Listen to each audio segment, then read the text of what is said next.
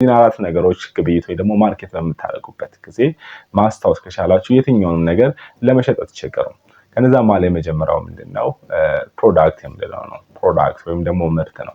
ይህ ማለት ካምፓኒው ሊሆን ይችላል ወይ ደግሞ ግለሰቡ ለከስተመሮቹ የሚያቀርበው ምርት ማለት ነው። እነዚህን ነገሮች አንደርስታንድ ማድረጋችሁ የትኛውንም ሽያጭ ለደንበኞቻችሁ ወይም ደግሞ ለፈላጊዎቻችሁ ለመሸጥ አይቸገሩም ማለት ነው።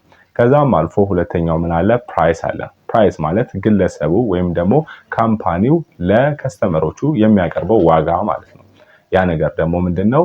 በምን አይነት መልኩ ወይ ደግሞ በምን አይነት ዋጋ ለደንበኞቻችን ማቅረብ እንችላለን የሚለውን እንድታውቁ ያደርጋችኋል ማለት ነው። ከዛም አልፎ ሶስተኛ ላይ ምን አለ? ፕሌስ አለ።